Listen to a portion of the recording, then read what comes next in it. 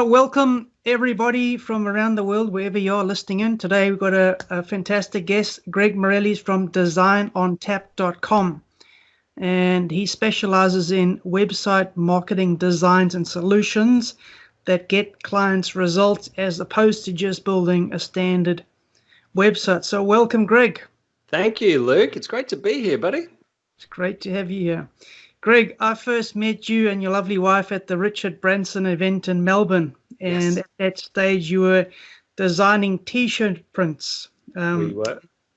And you had a lot of overheads with staff and were struggling to make your business work. And I remember when you first joined us, our program, you showed us your design work, and I was blown away at you are one of the most talented designers I've ever met and used.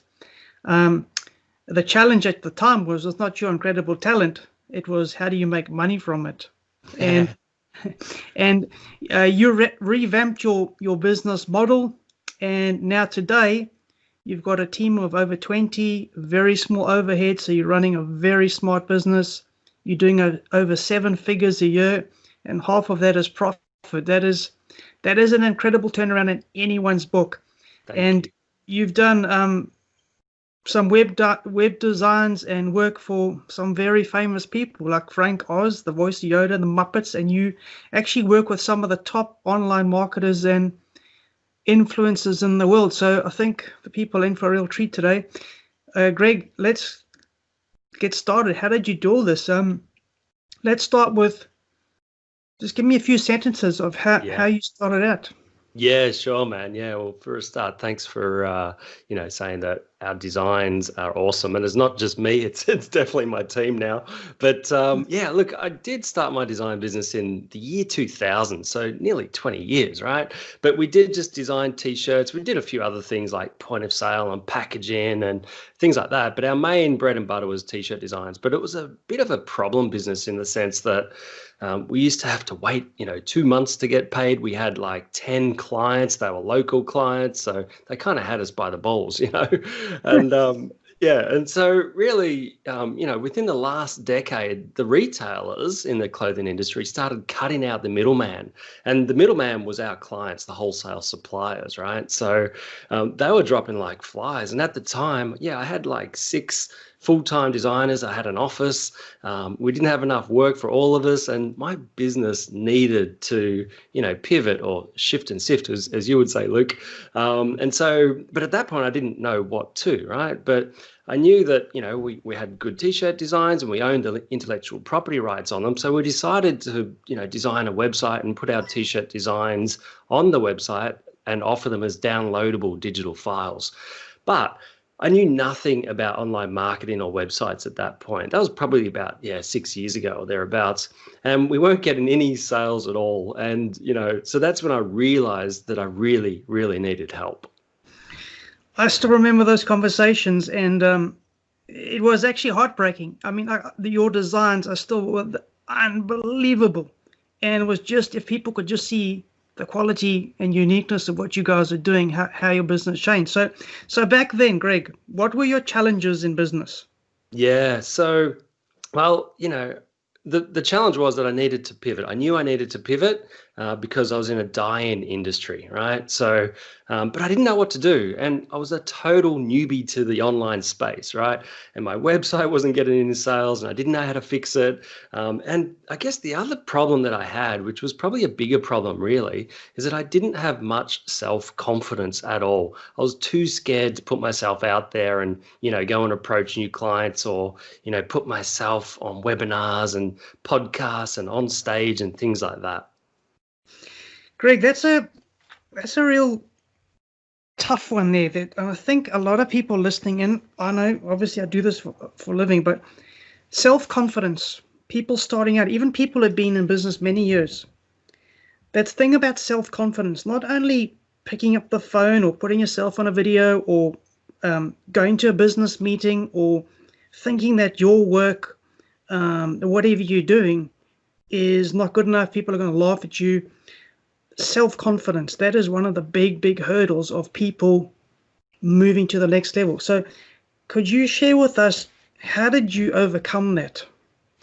It wasn't easy, Luke. It just took time. It took lots of like just, if you've got a circle and your comfort zone's within that circle, I just forced myself to take myself outside of that circle and outside of my comfort zone. So, I put myself on stage. Like I got invited to speak on somebody's stage, and this was in front of 300 people, and I was absolutely, crapping my pants. But I did prepare, and I knew my content pretty well. And so I just thought, I'm going to do it. And I almost threw up before it because I was that nervous, right? And then I did the presentation and it went so fast. And as soon as I got on stage and started talking, it wasn't that bad, right? And I was interacting with the the audience, and, it actually felt quite good. So then, even though I was still quite nervous, I didn't come across as being nervous. And then I decided to do it again, and I thought I wouldn't be as nervous, but I still was nervous, right? And then I've been interviewed a lot on, podcasts, and I've done webinars and, joint webinars. And just slowly over time, I just grew that self-confidence. And I even decided to put into my sales process video calls with clients, which you're kind of on the spot there and then. And I just took the approach of just providing as much value as possible and not focusing on me, but focusing on what I could do for them. I think that's incredible advice, and I think that the key thing out of this piece of the conversation is you've just got to give it a go. And I think 9 times out of 10, most people, it's not as bad as you thought. I mean, a lot of the incredible talent that you have and other people have, when people actually hear you, they think, wow, and you step back and think, well, that wasn't so bad. So I guess the takeaway there is, like you just said, just give it a go. Just give it a go. Take that step and you'll be amazed what happens. Yeah. So, okay, Greg, thanks. What were you looking for when we first met? Well, look, I didn't really know where to start. And I thought, well, social media is pretty new, right? So I thought maybe we need help with social media. And then, my wife and I went to that large conference in Melbourne where Richard Branson was featured, and you guys were there too, speaking on stage. And I was only there for the first day. The next day, my wife went back and I stayed home to look after our 5-year-old daughter at the time. But my wife saw you guys talk about your 7-week course, and I think it was in one of those breakout rooms, but she rang me straight away, and you guys, smart marketers, put some urgency on there and things like that. So she said, these are your guys, we need to join. So we paid and we kind of never looked back. No, thank you. So what was your turning point from struggle to breakthrough? Yeah, well, we did come to you guys looking for help with our t-shirt, website and, social media and things like that, which you'd certainly helped us with. But, and just on that, I was so determined to succeed. I did absolutely everything you asked each week, which wasn't a lot, but it was really important that we understood and implemented what you taught us. But look, the thing was, we implemented that stuff, and we did get some more sales from our website. We even got our first sale after that, which was pretty exciting. I think that was within a week. But the main breakthrough that I had that I didn't discover until we were sort of halfway through your course was that, and this was super surprising, but you guys did see talent in us, right? In our designs, and then you asked us to do some designs for you, and then you asked us to do some designs for your clients, or, like the other people in the Platinum group, which to me showed that even though we were trying to grow our t-shirt design business, the audience wanted something completely different, right? So we really just went to where the market was. So the biggest breakthrough was being prepared to shift and sift and really pivot.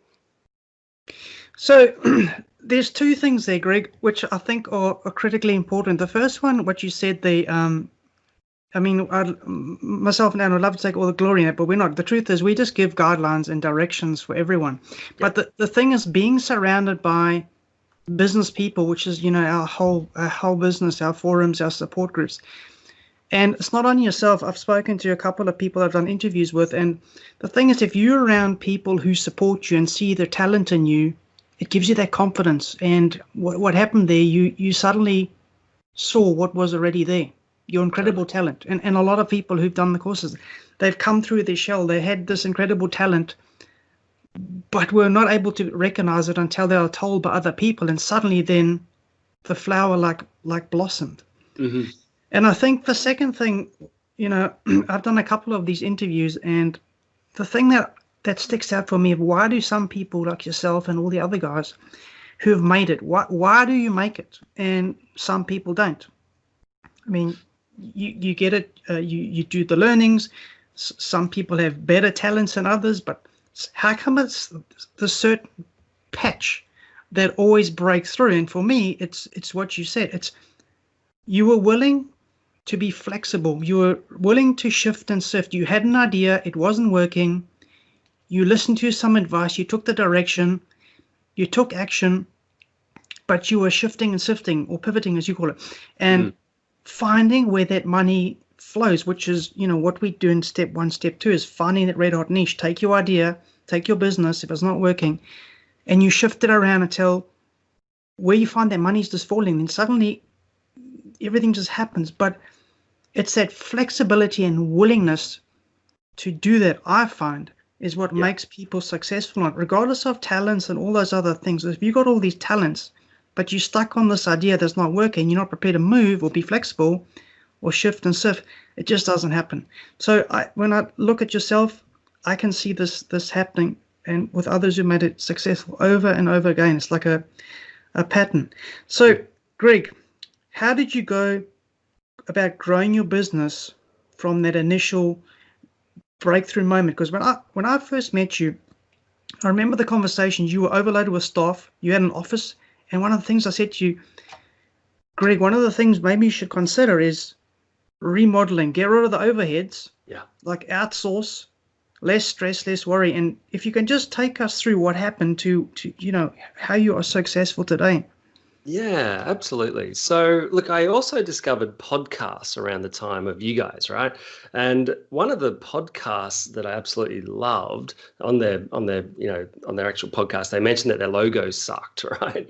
And so I decided, after thinking about everything that you taught us, I'm going to design them a new logo for free, right?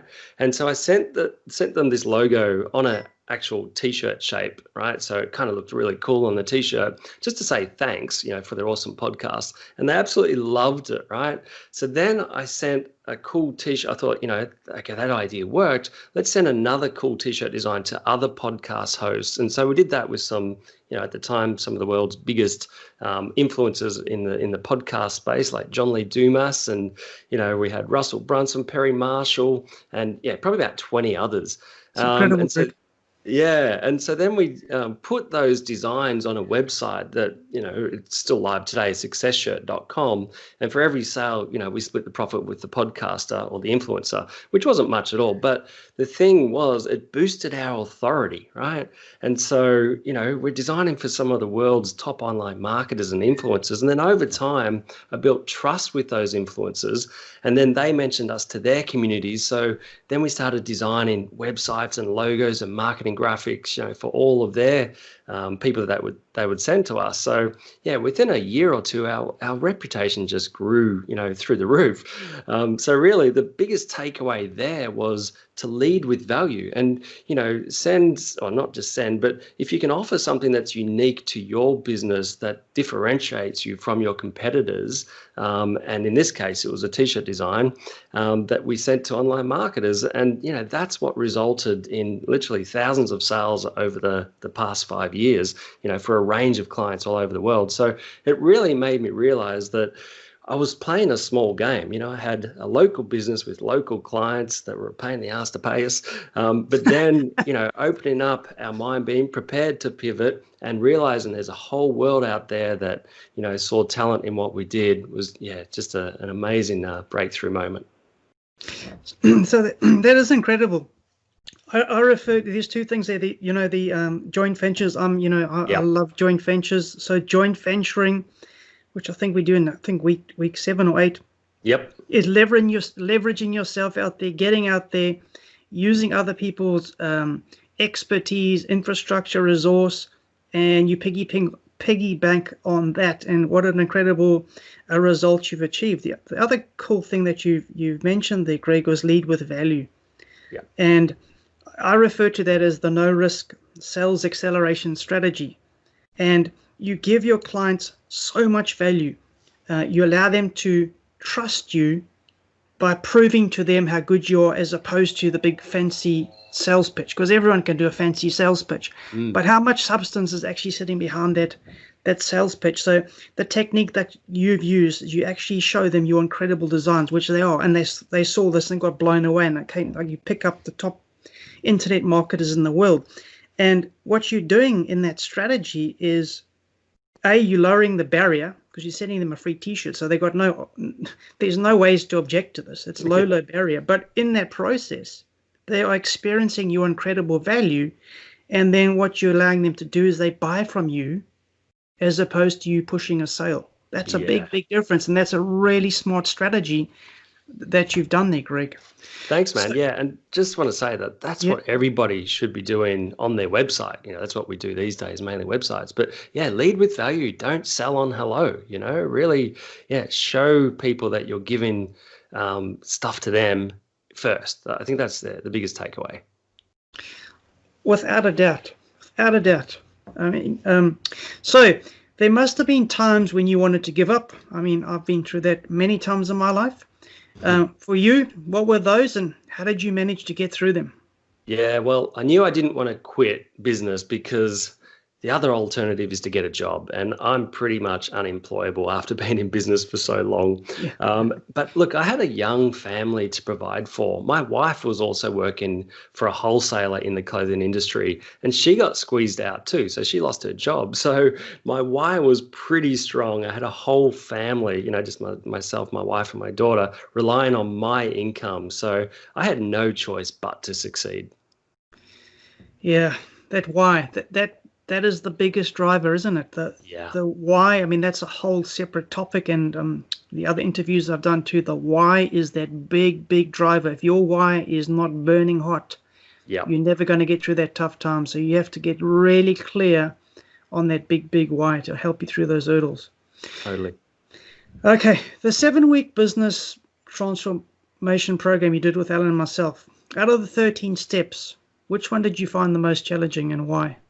Yeah, definitely step 5, which is designing an irresistible hook, right? And I think step 6 is like creating a marketing message around that hook. And I've got to say, like, we changed our offer, I reckon, probably 5 or 6 times within the first year. And over the next couple of years, we kept figuring out what our clients wanted, or what resonated with them the most and what was working. So yeah, it's something that we constantly review. And I think to me, that was probably the most challenging, to get that thing right, but also realizing that's probably one of the most important, because don't think just when you've got it right that's it, because markets shift, right? So be prepared to constantly look at that and revise it.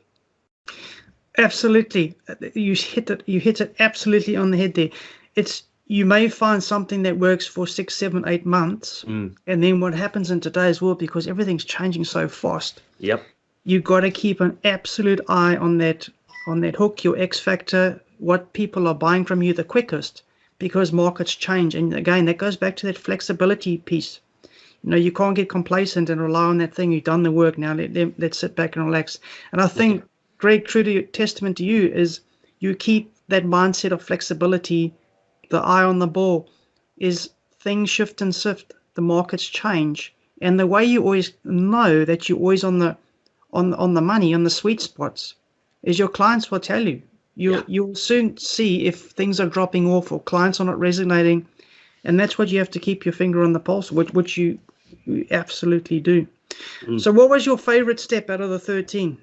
Yeah, I'd definitely say joint ventures. You touched on that before. I mean, I didn't even know what a joint venture really meant, or if I could, if I was capable of doing that until I did your course. But yeah, since, learning about joint ventures, it's just like the obvious choice for most businesses that are leaving money on the table that aren't doing it. And so I've strategically aligned myself, and I guess it all started with, those podcasters and influencers, but yeah, I've aligned myself with business coaches and even other website developers as well, and we just collaborate, and other marketing businesses, and we have a lot of businesses that white label our services and then brand it under their brand and offer it to their clients. So strategic alliances are pretty much the main reason that we've succeeded. Like, it's probably 70-80% of our income comes from those strategic alliances. And the thing, Greg, with doing the joint ventures, I mean, I absolutely love joint ventures. There's no smarter way to do business. Is you don't increase your overheads. You can exponentially blow your sales through the roof without increasing overheads. So I'm glad you said that, because that is my favorite piece of the whole course as well. Yeah, and I might just add, sorry, Luke, just that, like, it's not just so that we get business out of it, but it's also so they get business out of it. So, we just align ourselves to grow both of our, or it depends who it is, but both of our businesses. So, Greg, tell us about your business right now, because it truly is an incredible business where you've come from.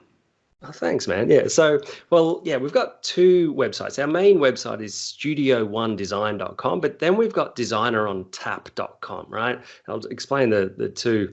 But really, Studio One is where we design websites and one-off, custom design projects, anything related to marketing graphics, essentially. Designer on Tap is for digital agencies that have an ongoing need for design. And we'll talk about that shortly. But so really at the moment, like you said earlier, we have 20 people in our team. We all work remotely. We all work from our own homes. I'm at home right now. All of our team work from their own home.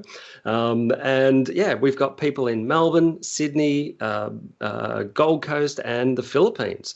We have hit our 7-figure goal in the most recent financial year. So hopefully that trend continues. We do about 10 to 15% growth over the last 5 years. So that's pretty good growth.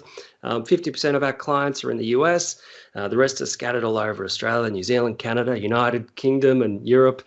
Over the past few years, I guess we've designed about 1,500 plus websites. And like you said before, for some of the world's, high-level internet marketers, but as well as a lot of small businesses as well. But that's probably the overview. So what I find incredible, Greg, again, is I looked at your original model, where you had what I call traditional business, where you had an office, you had full-time staff struggling for sales. Now what you've got is you work at home, as do I, and you leverage joint venture partners all over the world. So you've got very, very little overheads, but you've got a business, like you say, you've done 1,500 websites. When I first met you were struggling to do one. And you've got like a tenth, even less, of the overheads. That is smart business, and this allows you, I know, because I speak to you, you got time and money freedom now. And you cannot achieve that with traditional business, where you're trying to do everything yourself.